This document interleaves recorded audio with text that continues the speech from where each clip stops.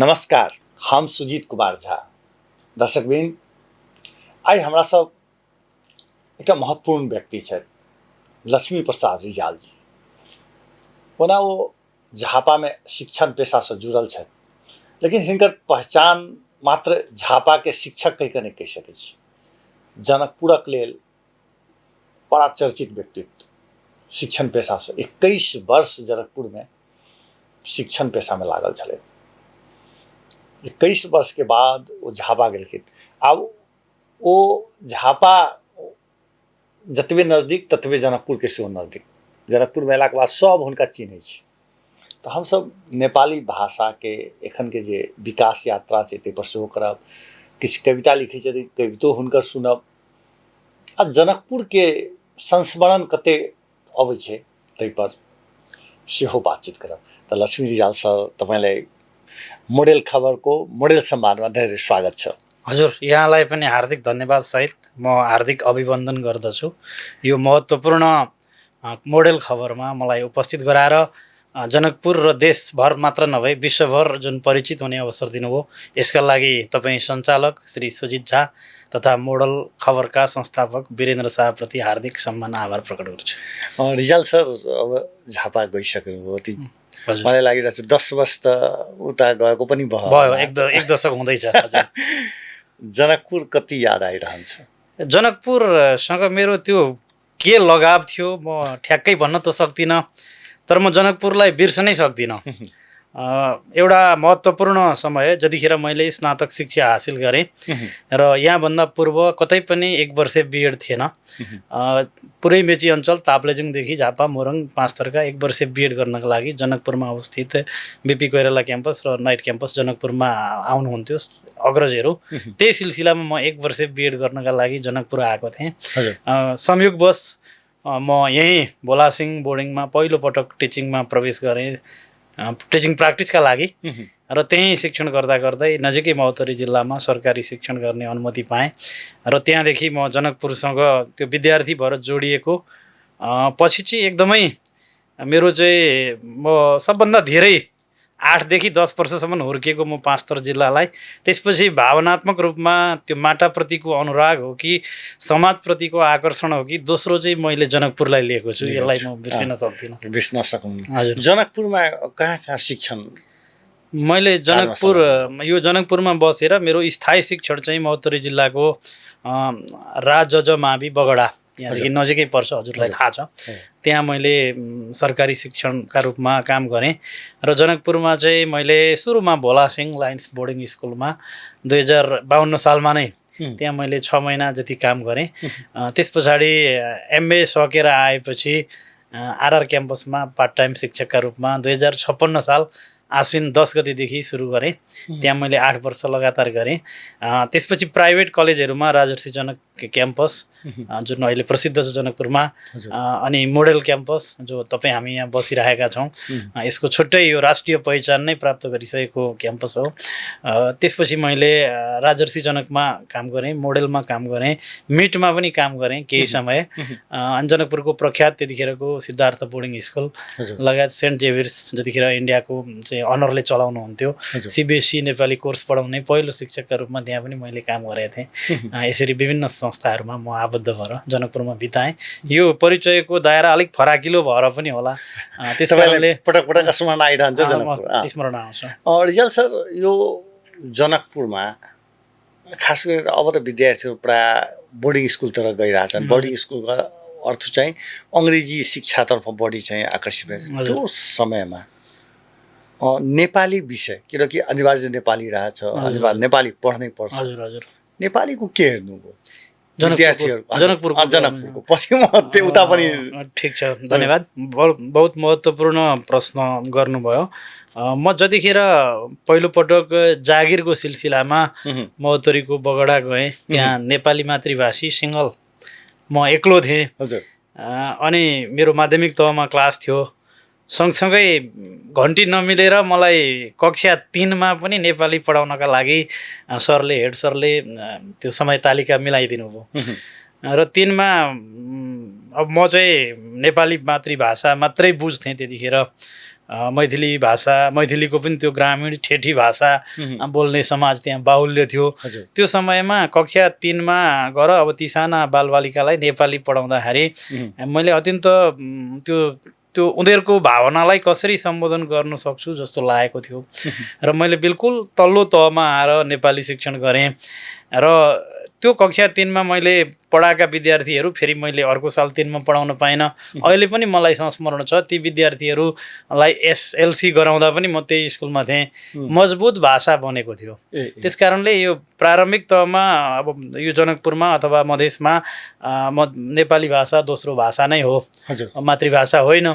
र त्यो दोस्रो भाषा भएकाले गर्दाखेरि नेपाली भाषा शिक्षणका लागि अलिक बढी ध्यान दिने हो भने यसबाट विद्यार्थीहरू धेरै लाभान्वित हुन्छन्। अलिकति त्यसमा चाहिँ धेरै नेपाली विषय पढ्ने, अब अहिले आएर त्यतिखेर बरु अलिक पढ्थे, अलिक कमजोर तहको विद्यार्थीले पढ्ने र विद्यालयले रुटिन मिलाउँदा पनि नेपाली विषयको शिक्षकलाई चाहिँ यो सामान्य विषय हो भनेर रुटिन दिने चलन छ। यसले गर्दाखेरि भाषामा भाषिक सिपमा नै प्रभाव परेको छ। अनि रिजाल सर यो त सामुदायिक विद्यालय भयो। हजुर हजुर। निजी विद्यालयको त अवस्था अझै खराब होला नि। निजी विद्यालयमा त्यो पनि तपाईँको अनुभव रहेछ। सिद्धार्थमा पढाउनु मैले पढाएँ, सिद्धार्थमा पढाएँ, 10 क्लासलाई मैले पढाएको थिएँ। निजी विद्यालयमा के छ भने आफैमा निजी विद्यालयका राम्रा विद्यार्थीहरू चाहिँ राम्रो पारिवारिक वातावरणबाट आएका, अलिकति आर्थिक रूपमा अब त्यहाँ लगानी गर्न सक्ने नै हुनु पर्यो।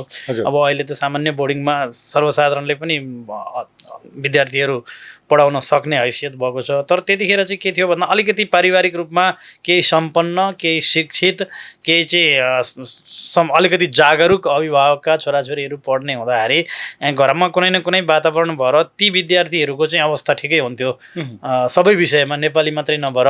तर समग्रतामा हेर्ने हो भने बोर्डिङ स्कुलमा त अङ्ग्रेजीलाई प्राथमिकता दिँदा नेपाली विषय अझ मारमै परेको छ। किनभने त्यहाँ घरमा मातृभाषा बोल्ने, स्कुलमा चाहिँ अङ्ग्रेजी भाषालाई प्राथमिकता दिनुपर्ने, अनि नेपाली भाषा पनि सिक्ने हुँदाखेरि चाहिँ त्यहाँ बाध्यता, यदि कोर्समा त्यो हटाइदियो भने त्यो पनि तिनीहरुको लागि अहिले त आएर नेपाली सामाजिक विषय चाहिँ नेपालीबाटै पढ्नुपर्छ। त्यसले गर्दाखेरि त्यो प्रारम्भिक तहमा नै कक्षा 5 सम्मको नेपाली भाषालाई मजबुत बनाउने हो भने मात्रै माथिल्लो तहको शिक्षकहरू अब भोलि गएर त नेपाली भाषा रोजगारसँग जोडिएला। लोकसेवा आयोग, शिक्षक सेवा आयोगको परीक्षामा पनि मूलतः अब नेपाली अङ्ग्रेजी माध्यम हुन्छ। अब अङ्ग्रेजी माध्यममा त थोरैको पहुँच हुन्छ, त त्यहाँनिर त्यसले असर गरेको छ। अनि सर त्यो तपाईँ जनकपुरमा पनि पढाउनु भयो, यता अहिले झापातिर पनि पढाइरहनु भएको छ। हजुर। तुलनात्मक रूपमा अवस्था के छ? उस्तै हो कि के छ? शिक्षा मातृभाषा हुँदा पनि मातृभाषाले त पढाइको सबै थोक त दिँदैन। त्यसको लागि त कोर्स हुनुपर्छ। कोर्समा तिनीहरूको ध्यान कति केन्द्रित रहेछन्, खास गरेर नेपाली विषयको कुरा गर्दा? धन्यवाद। यो मेरो विषयसँग नै जोडेर यहाँले प्रश्न गरिदिनु भयो, यसप्रति झन् पुनः धन्यवाद ज्ञापन गर्दछु। यो के छ भने सजित सर, यो त्यहाँ झापामा पनि गएर मैले अध्यापन गराउँदा त्यहाँ पनि मिश्रित समुदायका विद्यार्थीहरू छन्। लिम्बू राई वर्गका विद्यार्थीहरू, तामाङ विद्यार्थीहरू, दनुवार विद्यार्थीहरू, यी विविध भाषाभाषीको मिश्रित भाषिक विद्यार्थीहरू छन्। नेपाली भाषालाई नै पनि अहिले आएर यो बाहिरी सोसल मिडियाका कारणले अथवा यो कतिपय पत्रकारितामा पनि अब अङ्ग्रेजी विषय पढेर गएका काठमाडौँबाटै प्रसारण हुने समाचारहरूमा पनि पूर्ण रूपमा नेपाली भाषाको शुद्धता, वाक्य गठनमै पनि समस्या छ। यसको प्रभाव चाहिँ त्यहाँ परेको छ। एउटा त्यो मिडियाको प्रभाव, जस्तो तिम्रो छोरी आयो भनेर क्वेसन गर्छन्, यो त वाक्य गल्ती हो नेपालीमा। तिम्री छोरी आई अथवा तिम्री छोरी आइन् भनेर प्रश्न गर्नुपर्ने। यो तिम्रो छोरी आयो भन्ने चाहिँ नेपाली मातृभाषा बोल्ने हाम्रै खस समुदायको त्यहाँको विद्यार्थीहरूले पनि बोलिरहेका छन्। अब यो चाहिँ के भयो त हजुरको भन्दाखेरि प्राथमिक तहमा झन् हाम्रो नेपाली भाषी समुदाय भएको ठाउँमा नेपाली विषय अलिक कम पढ्न चाहने, त्यसमा पनि अलिकति मिडियाको प्रभाव, मेजर नेपाली विषय पढ्ने विद्यार्थी अलिकति कमजोर पृष्ठभूमिको जाने र भोलि शिक्षण गर्दा रुटिनमा पनि अलिकति कक्षामा म्याथ, अङ्ग्रेजी, साइन्स पढाउन नसक्ने खालको प्राथमिक तहको शिक्षकलाई नेपाली भाषाको चाहिँ कक्षा दिनुपर्ने अवस्था हुन्छ। अब त्यसले गर्दाखेरि त्यो भाषिक सिपलाई राम्ररी शिक्षण नगरेर तल्लो तहमा भाषाका सुनाइ, बोलाइ, पढाइ, लेखाइ जस्ता आधारभूत सिपको विकास भएको छैन। फलत मातृभाषी नेपाली भएका ठाउँमा पनि विद्यार्थीको सिकाइ स्तर त्यति साह्रो उत्साहजनक छैन। ठ्याक्कै समग्रमा भन्दाखेरि यहाँको मैथिली मातृभाषी भन्दा बोलाइ र सुनाइ बोलाइमा अलिकति ठिकै छ। हजुर। तर पढाइ लेखाइको स्तरलाई उस्तै मापन हो। गर्ने हो भने सक्षम विद्यार्थी त्यहाँ पनि सक्षम छ, अलिकति तेज विद्यार्थी प्रतिभाशाली विद्यार्थी त्यहाँ पनि प्रतिभावान छ। यहाँ पनि उसले नेपाली भाषा तेस्रो भाषाकै रूपमा भए पनि उसले राम्ररी मिहिनेत गरेर राम्रोसँग क्षमता आर्जन गरेको छ, मलाई केही बन्नु छ। त्यतिखेर उसले यहाँ पनि तयारी गरेर त्यही स्तरमा पुगेको छ। त्यहाँ पनि आम रूपमा मध्यम खालको विद्यार्थीहरूको भाषिक सिप उत्साहजनक देखिन, मैले पाइनँ, त्यो अनुभव छ। प्रज्ञा प्रतिष्ठानका अधिकारीहरूले खास गरी प्राज्ञहरू भन्छन् नेपालका मिडियाले भाषा बिगारियो, साँच्चै हो? अब मिडियालाई 100% दोष नदिउँ। अहिले त नेपाली भाषाको शब्दकोशमै त्यो प्रकाशनमा एउटा नियम ल्याउने अनि शिक्षक विद्यार्थी अभ्यस्त भइसकेपछि त्यो ठिक होइन भन्ने फेरि अहिले आएर सर्वोच्च अदालतले अर्को तरिकाले चाहिँ भाषिक शब्दकोश चाहिँ सम्पादन गर्नका लागि चाहिँ उसले सर्वोच्च अदालतले फैसला गरेको छ। यसले गर्दाखेरि यो सङ्क्रमण काल चाहिँ उहाँहरूले नै, प्राज्ञहरूले नै, शब्दकोश सम्पादकहरूले पनि एउटा अन्यल सिर्जना गरिदिनु भयो र अब मिडियाको भाषामा पनि एउटा एकरूपता भए त राम्रो हुन्थ्यो। त्यसले सबै मिडियालाई नभनौँ, बौद्धिक पत्रकारहरू, यहाँहरू जस्तो बौद्धिक पत्रकारहरू जुनसुकै ठाउँमा बसे पनि खोजबिन गरेर त्यसको मानक भाषा, परिमार्जित भाषातिर लाग्ने पत्रकारहरू हुनुहुन्छ। उहाँहरूले सञ्चालन गरेको मिडियामा सामान्यतः अब हाम्रै, म नेपाली भाषाको शिक्षक, नेपाली भाषामा चाहिँ स्नातकोत्तर त अध्ययन गरेको छु, अध्यापन गरेको अनुभव छ। तर कतिपय ठाउँमा हाम्रै पनि भाषिक त्रुटि रहन सक्छन्। तैपनि तर बोलाइ र लेखाइमा त अन्तर हुनु पर्यो। बोलाइमा के हुन्छ भने त्यो लोकल ल्याङ्ग्वेज आउन सक्छ, स्थानीय भाषिका अरू कुराहरू पनि आउन सक्छन्, परिवेश अनुसार पनि कति कुरा चाहिँ बोल्न सकिन्छ।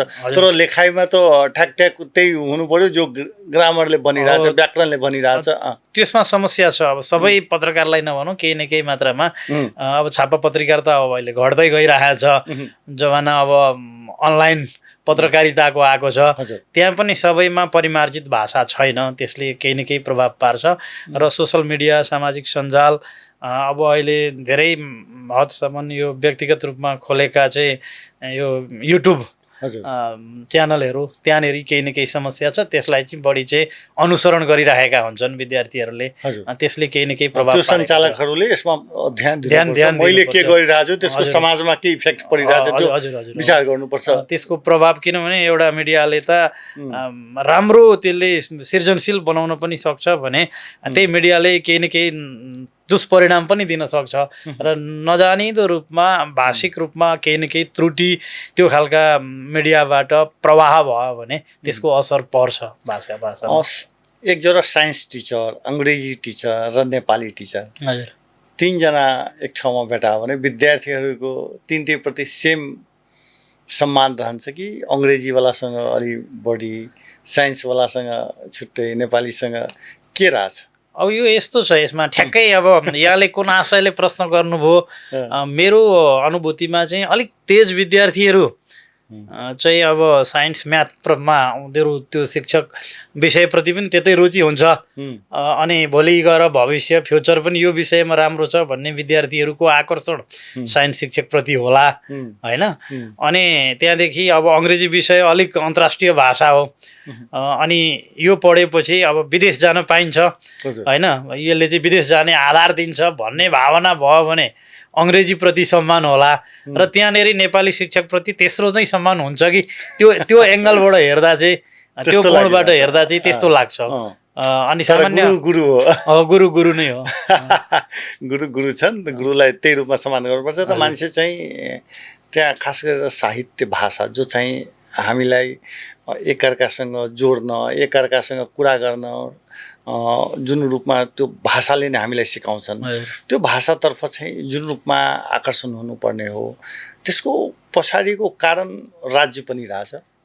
राज्यको पनि छ केही न केही। राज्यले अब पाठ्यक्रम त बनेका छन्, पाठ्यक्रम अनुसार पाठ्यपुस्तकहरू पनि तयारी छन्, तर सिकाउने माध्यम चाहिँ शिक्षक हो। शिक्षकले नै अब त्यो नेपाली भाषा शिक्षण गर्दाखेरि आधारभूत कुरा के हो, पाठ्यक्रमका उद्देश्यहरू के हुन्, त्यो विधाबाट त्यो पाठबाट विद्यार्थीहरूलाई विषय शिक्षण गर्नु त होइन, भाषिक सिप आर्जन गराउनु पर्ने हो। त्यो भाषिक सिप नै शिक्षकले पहिचान गरेन भने नेपालीमा एउटा उखान छ, काम कुरो एकातिर कुम्लो बोकी ठिमीतिर भन्ने। त्यसरी पाठ्यक्रमको उद्देश्यलाई शिक्षकले चाहिँ त्यसलाई आधार मानेर शिक्षण नगर्दा पनि समस्या भएको छ र राज्यका शिक्षा हेर्ने निकायहरूले यो सानो समस्या हो भनेर तल्लो तहको शिक्षणप्रति अलिकति उदासीनता देखाएर एकैचोटि 8 को नगर स्तरीय अथवा पालिका स्तरीय परीक्षा र 10 को परीक्षा र 12 को परीक्षाका आधारमा मात्रै विद्यालयहरूको सुधारको खोजी गर्ने प्रवृत्ति छ।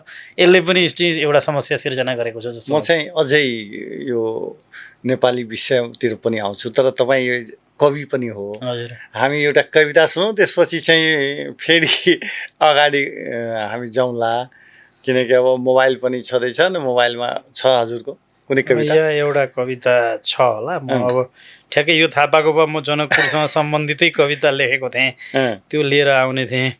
तर मैले यो वर्तमान समयलाई कहीँ न कहीँ त्यसले मलाई संवेदनशील बनायो। समकालीन प्रवृत्ति, राजनीतिक सामाजिक अवस्था, त्यो विषयमा केन्द्रित भएर एउटा बिम्ब, जुत्तालाई बिम्ब बनाएर कविता लेखेको छु। यो कस्तो होला म प्रस्तुत गर्ने अनुमति चाहन्छु। हजुर, हुन्छ। कविताको शीर्षक जुत्ता। म जुत्ता हुँ तिमी लगाउँछौ, शानदार बनेर हिँड्छौ, तिमी मेरो मुखमा खुट्टा छिराउँछौ, सिङ्गो शरीरलाई लात्तीले थिच्दै हिँड्छौ, म थिचिन्छु, म किचिन्छु, तर म मक्ख छु। म थिचिन्छु, म किचिन्छु, तर म मक्ख पर्छु। म जुत्ता हुँ, म जुत्ता हुँ तिमी लगाउँछौ र चट्टानमा हिँड्छौ, तातो कालो पत्रेमा डामेर हिँड्छौ, चिसो हिउँमा कामेर हिँड्छौ, मेरो शरीरमा फोहोरी खुट्टाले छामेर हिँड्छौ, जति चोट दिए पनि म चुप्प लाग्छु र सहन्छु, जति चोट दिए पनि म चुप्प लाग्छु र सहन्छु। म जुत्ता हुँ खुट्टामा हुन्छु, म जुत्ता हुँ खुट्टामा हुन्छु, तिमीलाई आराम दिनु मेरो धर्म हो, तिमी दुर्गन्धको कुण्डमा हिँडाउँछौ, म लुरु लुरु हिँड्छु, तिमी कुहिएको मन र भ्रष्ट आत्मा बोकेर मन्दिरको द्वारमा जान्छौ र मलाई बाहिरै राखेर भित्र ईश्वर समक्ष पुग्छौ, अनि कुकर्मको प्रायश्चित्तका खातिर मनमनै भन्छौ अपराध सहस्र भाजनम, अनि कुकर्मको प्रायश्चित्तका खातिर मनमनै भन्छौ अपराध सहस्र भाजनम। म रिसले आगो बन्न खोज्छु, फेरि सम्झन्छु म त एउटा जुत्ता हुँ, मामूली जुत्ता, दास कारिन्दा, तिमीले मुखमा खुट्टा खाँदै पनि, तिमीले दुर्गन्धको कुण्डमा जाके पनि चुपचाप हिँडिदिने, अलिकति नसा र अलिकति आशाले तिम्रा खुट्टामै गाँसिने, तिम्रा खुट्टामै टाँसिने, म एउटा अभिशप्त जुत्ता हुँ, म एउटा अभिशप्त जुत्ता हुँ। तिमी सुकिलो पहिरनमा घिनलाग्दो मन बोकेर भिडमा बसेको बेला मेरो एउटा क्रुद्ध साथी जब बुरुक्क उफ्रिन्छ र झिलिक्क गर्दै एउटा चिल्लो गालामा पड्किन्छ, अनि म निरीह जुत्ता दिलभित्रबाट मुस्कुराउँछु र गम्छु, ए जुत्ताहरूको पनि विश्वासको पर्खाल ढलेछ, ए जुत्ताहरूको पनि विश्वासको पर्खाल ढलेछ। धन्यवाद। एकदम राम्रो मलाई लागिरहेछ। शिक्षकका कुराहरू हामी गरिरहेछौँ, त्यो बेला चाहिँ साहित्यका कुराहरू पनि आयो। नेपाली विद्यार्थीहरूको, नेपाली पढ्दै विद्यार्थीहरूको लागि कसरी तयारी गर्नुपर्छ तपाईँ एउटा शिक्षकको हैसियतले के भन्नुहुन्छ? किनकि तपाईँका अन्तर्वार्ता यो क्षेत्रका व्यक्तिहरू पनि सुन्दै होलान्, किनकि अब अहिले त युट्युबका कारणले देश संसारभरि नै सुन्छन्, तर खास गरेर विद्यार्थीहरूको लागि कस्तो तयारी गर्नुपर्छ तपाईँलाई लागिरहेछ? अब नेपाली विषयलाई राम्रो बनाउनका लागि सर्वप्रथम विद्यार्थीले के गर्नु पर्यो त भन्दाखेरि पठन संस्कृतिको विकास नै हो। एउटा महत्त्वपूर्ण आधार भनेको शिक्षकलाई पथ प्रदर्शकका रूपमा लिने विषय शिक्षक अथवा त्यो विषयको विज्ञताबाट महत्त्वपूर्ण सूचनाहरू सङ्ग्रह गर्नुपर्छ ठुला विद्यार्थीले। अनि नेपाली भाषामा अथवा जुन भाषा सिक्ने हो त्यो भाषाका स्तरीय पुस्तकहरू पढेर बिस्तारै बिस्तारै भाषिक सिप आर्जन गर्ने एउटा पाटो छ। त्यो भाषिक दक्षताका लागि भोलि गएर त्यो भाषाबाट राम्रो लेखन शैलीको विकास गरेर प्रतिस्पर्धात्मक परीक्षा उत्तीर्ण गर्नका लागि अथवा यहाँहरू जस्तो सञ्चार माध्यमको भाषामा विकास गरेर एउटा चाहिँ राम्रो सञ्चारकर्मी बन्नका लागि विद्यार्थीहरूले पहिलो कुरा त पठन संस्कृतिलाई बढाउनुपर्छ र पाठ्यपुस्तकभन्दा इतर अन्य स्तरीय र आफ्नो तह अनुसारका पुस्तकहरू अध्ययन गर्ने बानी गर्यो भने त्यसले बिस्तारै बिस्तारै शनै शनै चाहिँ भाषिक सिपलाई तिखार्ने काम गर्छ। र अर्को महत्त्वपूर्ण अब अहिले त अनलाइनको जमाना छ, मान्छेका हात हातमा मोबाइल छन्, त्यसबाट महत्त्वपूर्ण चाहिँ सञ्चार माध्यमहरूका स्तम्भ लेखहरू मूल लेखहरू त्यसमा किनभने त्यसमा भाषिक उच्चता पनि हुन्छ, विषयगत रूपमा पनि ती अलिक खारिएका लेखहरू हुन्छन्। ती स्तम्भ लेखहरू अध्ययन गर्यो भने पनि त्यो विद्यार्थीले प्रतिस्पर्धा गर्न सक्छ। यो चाहिँ अब अलिकति भाषाको उच्च क्षमता आर्जनका लागि। अब विद्यार्थीले तल्लो तहका कक्षाका विद्यार्थीहरूले चाहिँ के गर्दा चाहिँ आफ्नो नेपाली भाषामा क्षमता बढाउन सक्छन् भन्ने कुरा पहिलो त अघि मैले यहाँ समक्ष प्रस्तुत गरेँ। 1 देखि 5 सम्म पढाउने शिक्षक जुनसुकै भाषाको होस्, भाषा शिक्षक भाषा भनेको अङ्ग्रेजी र नेपाली दुईटा पढाइन्छ, दुईटा चाहिँ अब्बल शिक्षकबाट पठन पाठन गराउनुपर्छ। पहिलो कुरा चाहिँ जसरी पनि जस्तो पनि शिक्षकलाई ल्याइदिने त्यस्तोतर्फ चाहिँ हुँदैन, भाषा शिक्षक चाहिँ अब्बल दिनुपर्छ। अझ यसका लागि राम्रो चाहिँ अब नीतिगत कुरा हो, पहिले चाहिँ 4 देखि 7 सम्म निम्न माध्यमिक तह थियो। त्यो निम्न माध्यमिक तहमा विषयगत शिक्षक हुन्थे, 4 देखि नै अङ्ग्रेजीको गणितको छुट्टै हुन्थ्यो। अहिले आएर आधारभूत शिक्षा भनेको छ, निमावी शिक्षकको विज्ञापन त खुल्छ तर 6-8को लागि हो। त्यो कक्षा 4 देखि नै विषयगत शिक्षक तयार गर्ने गरी सरकारले नीतिगत परिवर्तन गर्यो भने गणित विषय ऐच्छिक लिएर 12 पास गरेको अथवा आइएससी गरेकोलाई गणित विज्ञान पढाउन दिने, नेपालीबाट राम्रोसँग क्षमता ऐच्छिक समूह नै भरेर 4 देखि पढाइदिने हो भने 1, 2, 3 को सामान्य स्किल एकीकृत पाठ्यक्रम छ, त्यसबाट कुनै न कुनै रूपमा शिक्षकले सिकाउनु होला। 4 देखि चाहिँ विशिष्ट क्षमता आर्जन गर्ने गरी शिक्षक पनि राम्रो तयारी हुनुपर्छ। अङ्ग्रेजी भाषाको होस्, नेपाली भाषाको होस् अथवा अर्को कुनै भाषा छ भने जुन भाषा पढाइन्छ त्यसको उच्च तहको शिक्षक हुनु पर्यो। त्यसले पाठ्यक्रमका सबै उद्देश्यहरू बुझेको हुनु पर्यो। त्यो विधाबाट विद्यार्थीहरूको विषयगत ज्ञान भाषा शिक्षणमा त्यो चाहिँ माइनर कुरा भयो। त्यसबाट भाषिक सिप नै प्रमुख कुरा हो। जस्तो कविताबाट उसले के भाषिक सिप आर्जन गर्ने, कथाबाट के भाषिक सिप आर्जन गर्ने, नाटकबाट के भाषिक सिप आर्जन गर्ने, वाद विवादबाट के भाषिक सिप आर्जन गर्ने भन्ने कुरा चाहिँ पहिलो चाहिँ कम्तीमा 1 देखिकै शिक्षकको भए राम्रो, नभए पनि 4 कक्षादेखि माथि पढाउने सबै शिक्षकको त्यो क्षमता हुने हो। र ती शिक्षकले सही मार्ग निर्देशन गरेर 4 देखि 7 कक्षासम्ममा आधारभूत तहसम्ममा 8 कक्षासम्ममा भाषाको एउटा बाटो देखाइदिने हो अनि विद्यार्थीमा सतत त्यो भाषाप्रति रुचि पनि जाग्छ, विषयप्रति मोह पनि जाग्छ र क्रमशः त्यही खालको शिक्षकले चाहिँ निर्देश गरेर सहजीकरण गरेर शिक्षण गर्ने हो भने अनि भाषा मजबुत हुन्छ। त्यस पछाडि चाहिँ अघि मैले भने जस्तो अनि क्षमता विकास गर्नका लागि पठन संस्कृतिको विकास गर्ने, राम्रा स्तम्भहरू पढ्ने, महत्त्वपूर्ण चाहिँ आर्टिकलहरू पढेर त्यसबाट यहाँ त ठुल्ठुला झोडाहरूमा त यत्रो किताब हुन्छ नि, त्यो त विद्यार्थीहरू पढ्न सकिरहेको छैनन् भने त्यो स्तम्भहरू कहाँबाट पढ्छन्? यस्तो छ। अब यसलाई चाहिँ के गर्नु पर्यो भने हाम्रो अब निजी शिक्षण संस्थाहरूले अलिक ठुलो भारी बोकाइरहेका छन् विद्यार्थीलाई। सानै क्लासमा विद्यार्थीलाई पछाडि झोला बोकेर जाँदा झोलाले पछाडि तानेर लडाउने गरी भार दिएको हुन्छ। गृह कार्यको भार पनि त्यस्तै छ। अभिभावकहरू पनि अलिक धेरै गृह कार्य दियो भने चाहिँ विद्यार्थी अलमलिन्छ, आफू अर्थक गर्न पाइन्छ, स्वतन्त्रता हुन्छ भनेर गृह कार्यको धेरै माग गर्नुहुन्छ। यहाँनेरि पनि त्रुटि छ। विद्यार्थीलाई धेरै किताब दिँदैमा धेरै ज्ञान हुन्छ भन्ने होइन, सही किताब सही शिक्षण त्यसरी लान सक्यो भने चाहिँ त्यस्तो धेरै किताबको भारी चाहिँदैन। र कमसेकम 9 क्लासभन्दा माथिको विद्यार्थी चाहिँ कुनै न कुनै रूपमा स्वतन्त्र अध्ययन गर्ने बानीको विकास गरियो भने त्यसले भाषिक सिपलाई पनि र अन्य विषयको दक्षतालाई पनि तिखार्ने काम गर्छ। रिजाल सर, जनकपुरका कुराहरू मैले सुरुमै भने, जनकपुर कतिको स्मरण आउँछन् या पक्कै तपाईँको जनकपुरले तपाईँ आफै भन्नुभयो यत्रो महत्त्वपूर्ण जीवनको सबैभन्दा महत्त्वपूर्ण समय मैले चाहिँ जनकपुरमा बिताएको थियो। जनकपुरलाई त आफ्नो जीवनको स्मरणीय क्षणबाट त हटाउन सक्दैन। यहाँका कुन कुन कुराहरूले हजुरलाई छोया छन्? यो जनकपुर म सुरुमा आउँदाखेरि मटियानी आएको छु। मटियानीमा आएर मैले झोला बिसाएँ।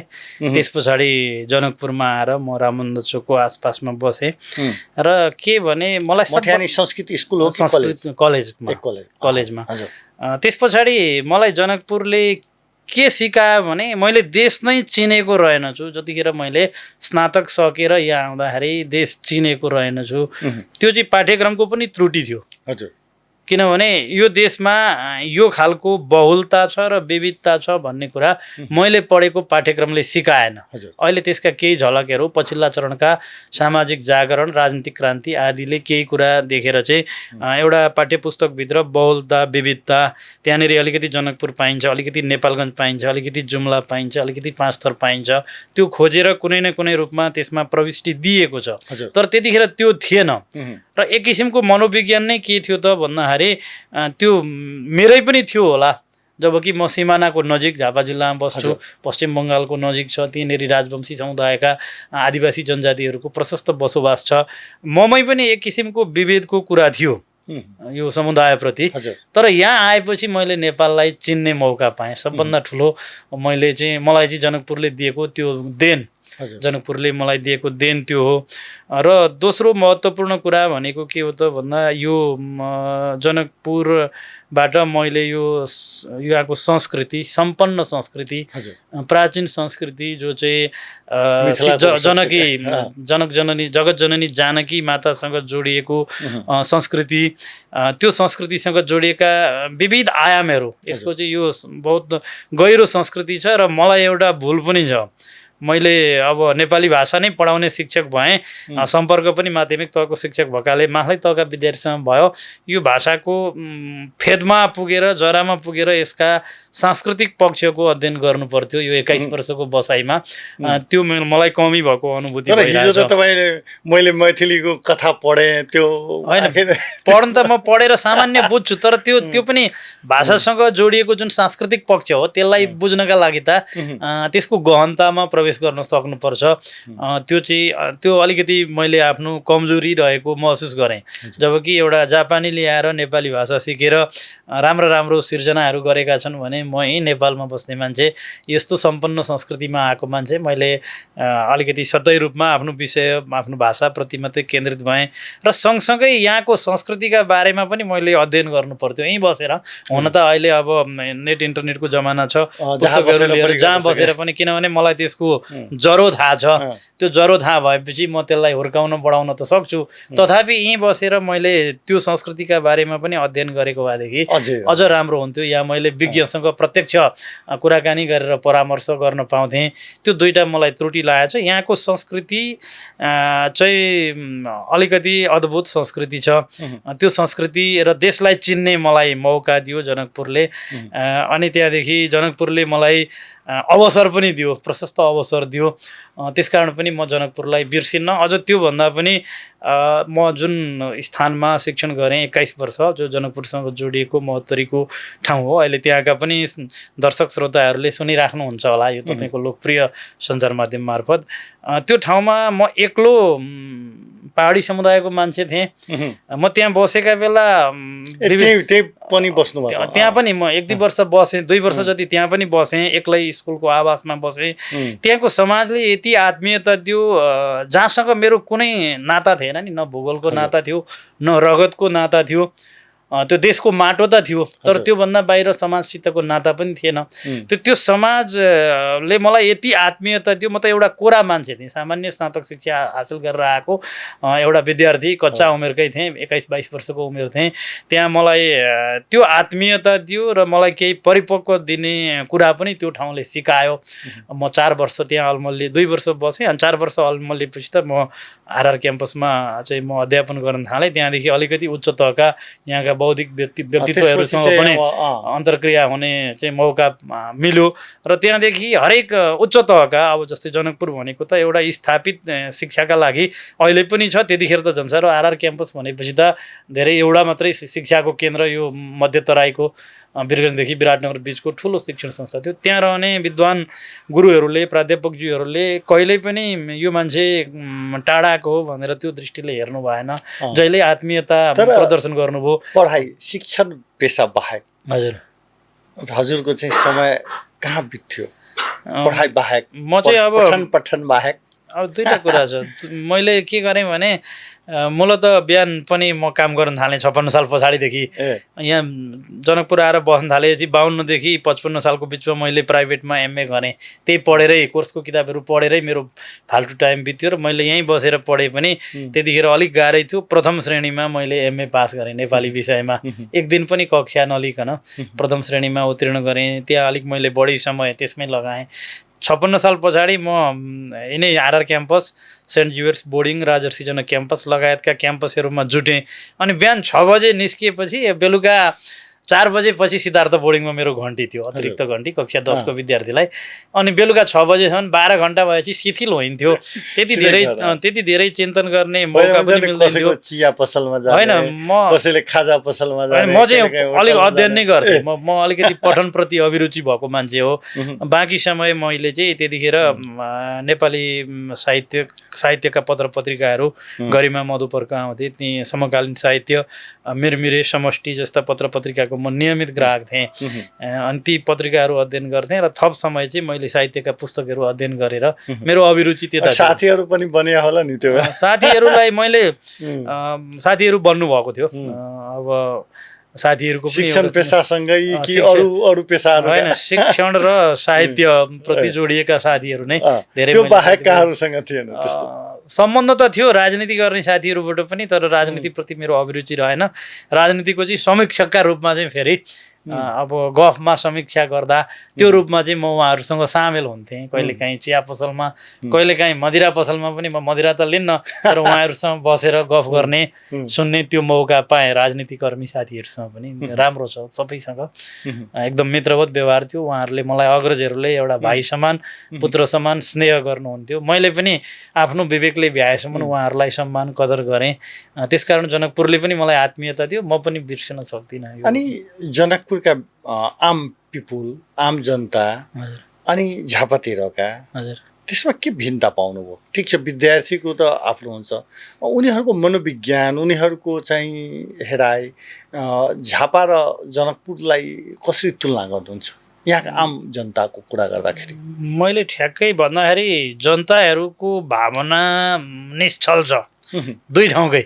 हजुर, जनताका रूपमा हेर्दा मैले भनेको सामान्य तहका नागरिकको चाहिँ मनोविज्ञान निश्चल छ।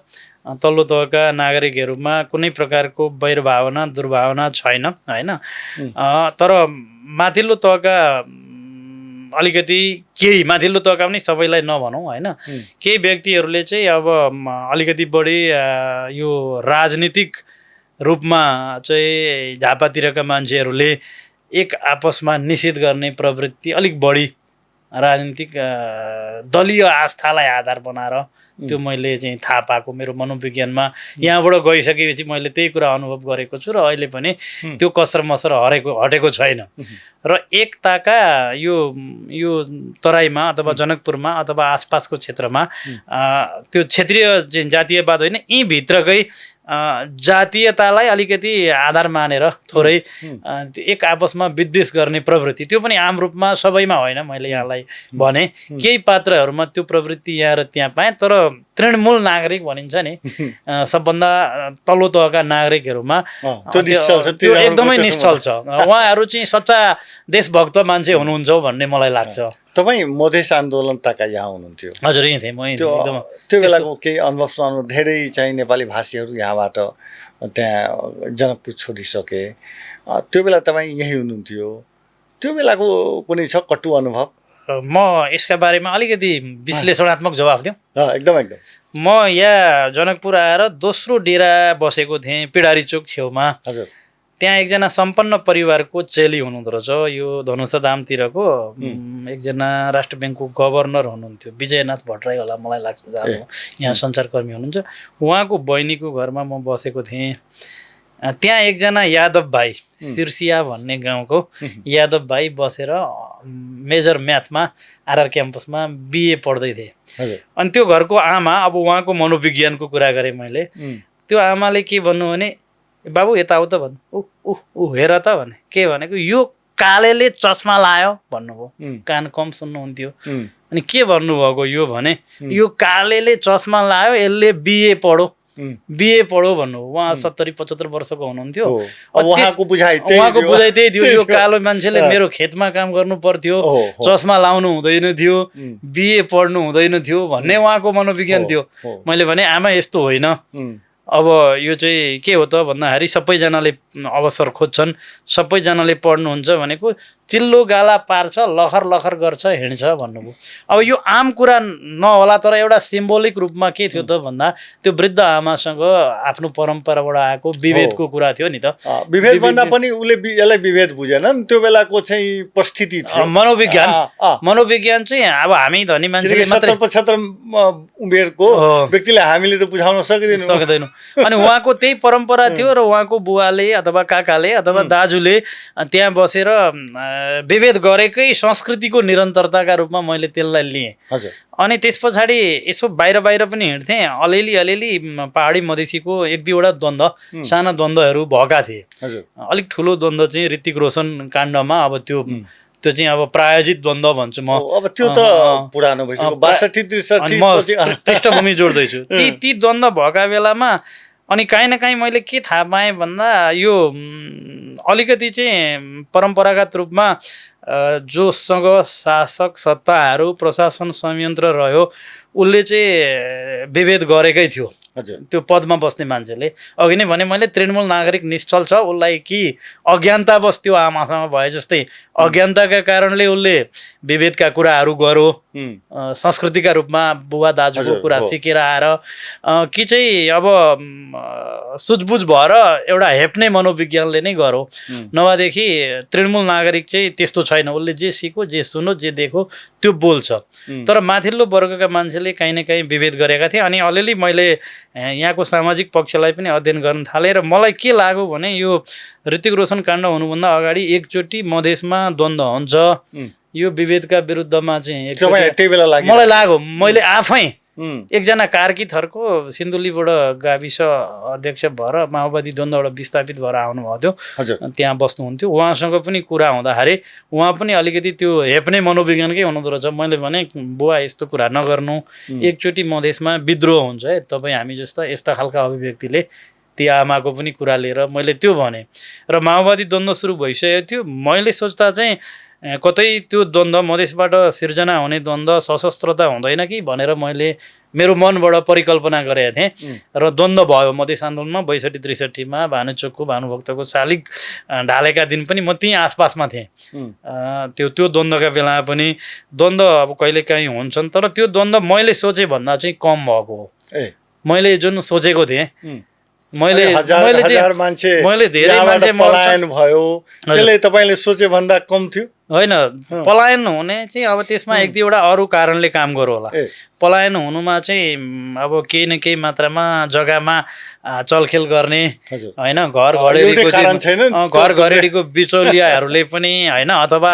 कुनै न कुनै अर्को मनोविज्ञानले त्यो व्यावहारिक मनोविज्ञानले पनि काम गर्यो होला ठुलो समुदायबाट नेपाली मातृभाषी समुदाय यहाँबाट विस्थापित भयो त्यो चाहिँ एउटा इतिहासको एउटा दुःखद घटना नै हो तथापि मैले चाहिँ के भनेको थिएँ भने जुन त्यो नारा जुलुस सहित सामान्य हिंसात्मक आन्दोलन भयो त्यो चाहिँ माओवादी द्वन्द्व जस्तै सशस्त्र योद्धाहरूबाटै सुरु भएको थियो भने त विकराल रूप हुन्थ्यो नि त्यो आधारमा चाहिँ मैले अलिकति सामान्य भयो छिट्टै वार्ता पनि भयो त्यति लामो पनि तपाईलाई अपमान हुने खालको कुनै ठाउँमा त्यस्ता घटना कहीँ भयो मलाई ठ्याक्कै अपमान हुने खालको घटना तर आफ्नै साथीभाइलाई शङ्का लाग्थ्यो कि यसले होइन भएन त्यो कलेजका टिचरहरू पनि त यसमा पोख्ती छ नि होइन त्यसरी राजनीति गर्नेमा। त्यसरी मैले थाहा पाउने गरी प्रत्यक्ष रूपमा कहीँ पनि कहिल्यै पनि त्यो मधेस आन्दोलनको बेलामा म पुरै यहीँ बसेँ, म सक्रिय रूपमै बसेँ, म मोडल क्याम्पसमा थिएँ त्यतिखेर, यहाँ पनि आउँथेँ,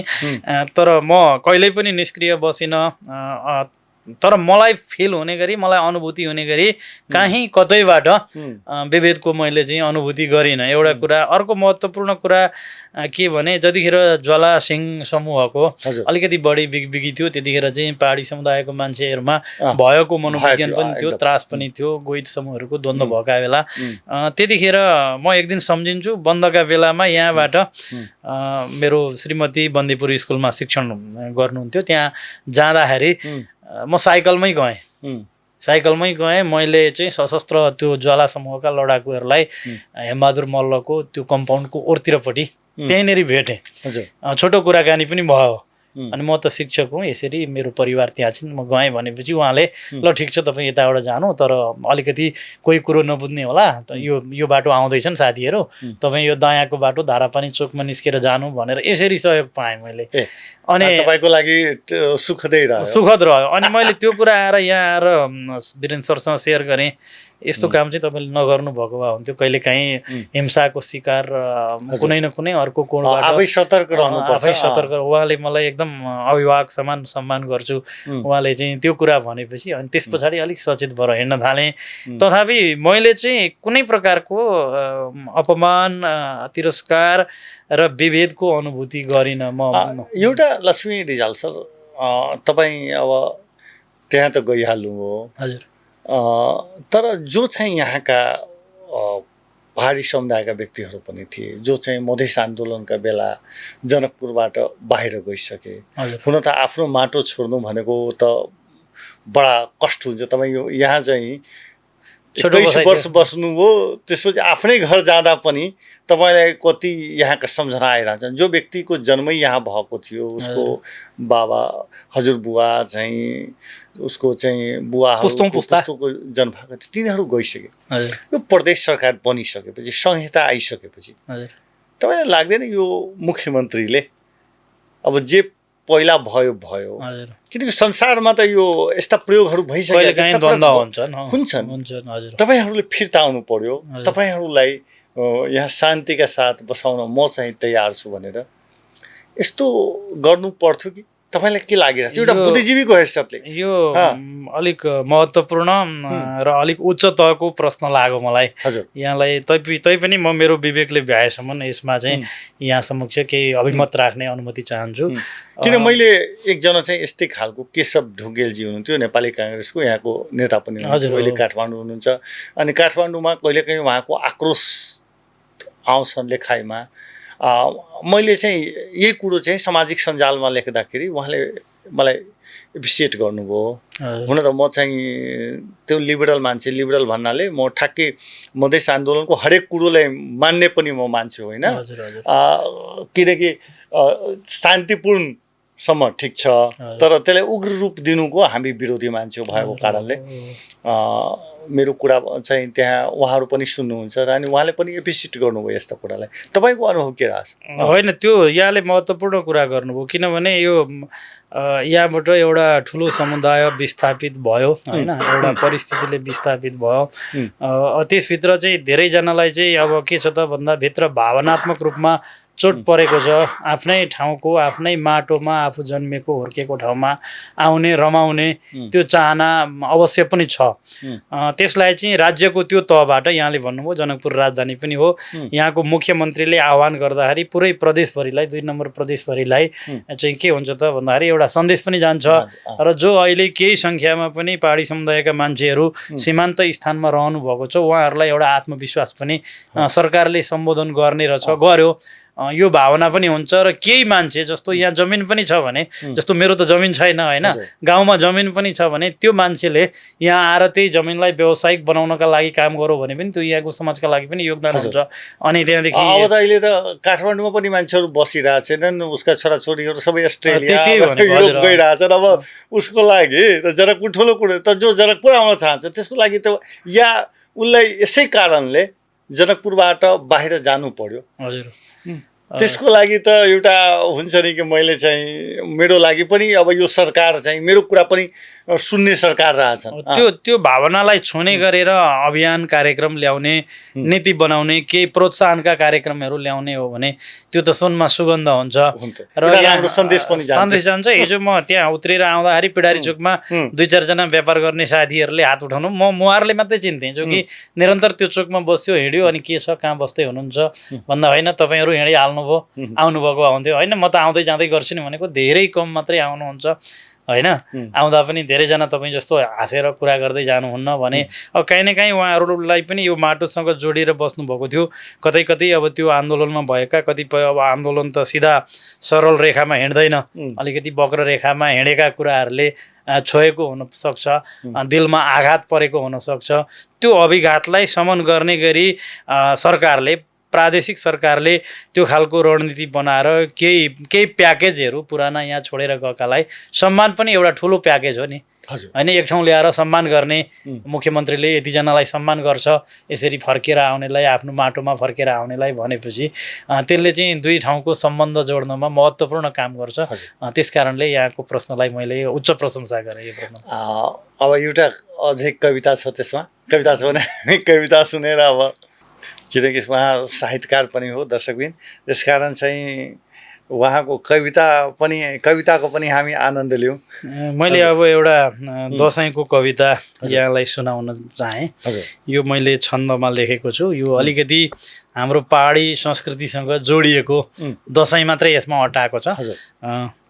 दसैँ कविताको शीर्षक यो छन्दमा लेखेको छु। रातो माटो कमेरो लिन कुनै छैन त्यस्तो चटारो, लिप्ने पुत्नेहरूको छटपट गतिको छैन केही हतारो, बाटो खन्ने र फाड्ने प्रचलन सकियो, गाउँ देखिन्छ थारो, डामेको गोरु जस्तै किन दुनियाँ खोइ हरायो तगारो, पाटा या बाबियाको सबल प्रविधिको छैन ठुलो लठारो, अग्ला लिङ्गाहरूमा झुमिकन पिङमा झुल्न लाग्दैछ गाह्रो, उकालीमा हिँडेका युवक र युवती देखिएनन् पछाडि, उड्दैछन् गाउँ बस्ती दिन अहिले शून्यदेखि अगाडि, उड्दैछन् गाउँ बस्ती दिन अहिले शून्यदेखि अगाडि, डाँडाको जुन जस्तै शिथिल मनहरू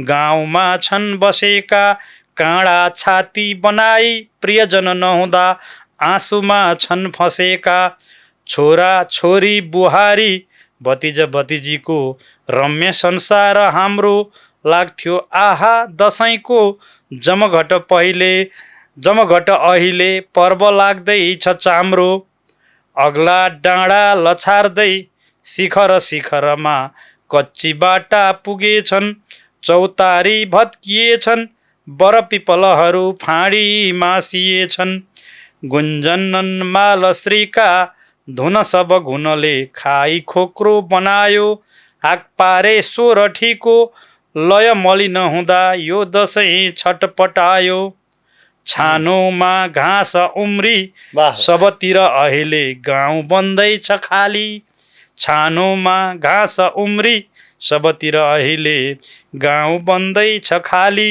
माटो बेचेर मान्छे सलहसरी उड्यो हाँस्छु पिट्दै मताली, एउटै निरो भए पो विजय दशमीको पर्वले छास्न सक्छ, जम्मै निरो बनेछन् अनि मुलुक यो के गरी हाँस्न सक्छ, भन्छन् नेपाल आमा विजय दशमीका देवता देवी काली, चण्डे मुण्डे र भ्रष्टे मिलिकन मुटुमा रोप्दछन् सोल खाली, सक्छौ आओ बचाओ सब जग भरकी उर्वशी अप्सरा हूँ, सक्दैनौ झट्ट जाओ किचकिच नगरी मातृका उर्वरा हूँ, मेरा सन्तान धेरै तर पसिना काट्दछन् रात प्रात, केहीले मोज गर्दा श्रमिक जन सधैँ बस्दछन् खाली हात, भन्छन् नेपाल आमा रजगज मुखिया बाज जस्तै म देख्छु,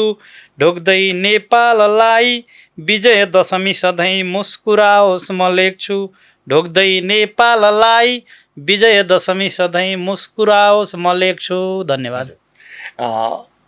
रिजाल सर, तपाईँ चाहिँ मधेस आन्दोलनताका जनकपुरमा बस्नुभयो, हजुर। त्यसपछि चाहिँ झापा किन जानु पर्यो? त्यसको के बाध्यता थियो? होइन, 2062को आन्दोलनपछि 64-65मा मधेस आन्दोलन चरममा पुग्यो। त्यसका असरहरू चाहिँ 70को दशकसम्म थिए। 70को दशक पछाडि बिस्तारै बिस्तारै शान्ति र सद्भाव कायम भएको थियो। म 2072को अन्तिमतिर मात्रै सरुवा गरेर गएँ। कतिपयलाई लागेछ मधेसमा असुरक्षाको अनुभूति भएर पो यो हिँड्यो कि भन्ने, तर त्यो होइन। मेरो आफ्नै अब जीवनको 2 दशक यहाँ बिताएँ। बुवा आमा अलिक वृद्ध हुँदै हुनुहुन्थ्यो, उहाँहरूलाई पनि चाहना भयो आफ्नो छोरा बुहारीहरू अलिकति उमेर बित्दै जाँदा नजिकै भए राम्रो हुन्थ्यो भन्ने। अनि नजिकै, गाउँको नजिकै त्यहाँ पनि अत्यन्त सहयोगी साथीहरूले ल तिमी आऊ, या तिमी आउँछौ भने हामी सरुवाको अवसर दिन्छौँ भनेर त्यहाँको विद्यालयले पनि सहयोगको वातावरण सिर्जना गर्यो। कुन विद्यालय रहेछ? श्री सिंहदेवी माध्यमिक विद्यालय अर्जुनधारा 1, जुन मेरो घरबाट 2.5-3 किलोमिटर मात्रै दूरीमा छ। अनि त्यसले गर्दाखेरि म त्यहाँ गएँ। यदि दूरी हुन्थ्यो, टाढा हुन्थ्यो भने म यहीँ अन्तिमसम्म पनि बस्ने थिएँ। त्यो चाहिँ नजिक र सजिलै अवसर पाएको हुँदा मात्रै म स्थानान्तरण गरेर गएको हो। त्यो कुनै प्रकारको मधेस आन्दोलनको रत्तिभर पनि 1% पनि त्यो कारण, त्यसको परिणामले म चाहिँ गएको होइन। रिजाल सर, तपाईँ चाहिँ पटक पटक आउनुहोस्। अहाँ बेर बेर जनकपुर आबी, जनकपुर अहाँ के जीवन के ओहुना महत्वपूर्ण समय बीतल अछि। आ ई एकटा अस्मरणीय अपने के सब दिन के लेल रहे से कामना के संग मोडेल खबर के लेल अपने अमूल्य समय दिलौँ। अब तपाईँ अमूल्य समय दिनुभयो, त्यसको लागि धेरै धेरै धन्यवाद। हस् सुजित सर, यहाँको यो मोडेल खबर जुन प्रारम्भिक चरणमा नै अत्यन्त राम्ररी कार्यक्रमहरू लिएर अगाडि बढिरहेको छ, सर्वप्रथम यसको उत्तरोत्तर प्रगति उन्नतिको म शुभकामना दिन्छु। र यसले चाहिँ एउटा राष्ट्रिय पहिचान कमाएर, जसरी मोडेल क्याम्पसले अहिले देशमै एउटा पहिचान बनाएको छ, यसरी नै यो एउटा सञ्चार जगतमा यसको कीर्ति फैलियोस् भन्ने शुभकामना दिन्छु। र यहाँले पनि मलाई आमन्त्रण गरेर यो आतिथ्यतासहित यो महत्त्वपूर्ण कार्यक्रमका लागि मलाई जुन अवसर दिनुभयो, यसप्रति यहाँ र सिङ्गो मोडेल खबर प्रति म हृदयबाट कृतज्ञता र आभार प्रकट गर्छु। हस्, धन्यवाद, नमस्कार। दर्शकबिन्द, रिजाल सरसँगै, लक्ष्मी रिजाल सरसँग अन्तर्वार्ता केहन लागल, अपने के प्रतिक्रिया अपेक्षा रहत। एहिमे लाइक, कमेंट आ सब्सक्राइब तीनू के ऑप्शन छै, तीनू के अहाँ कऽ सकै छी। तऽ से अपेक्षा संग पुनः रिजाल सर के धन्यवाद दैत मोडेल खबर, मोडेल संवाद सँ हम सुजीत कुमार झा आज्ञा चाहै छी। नमस्कार।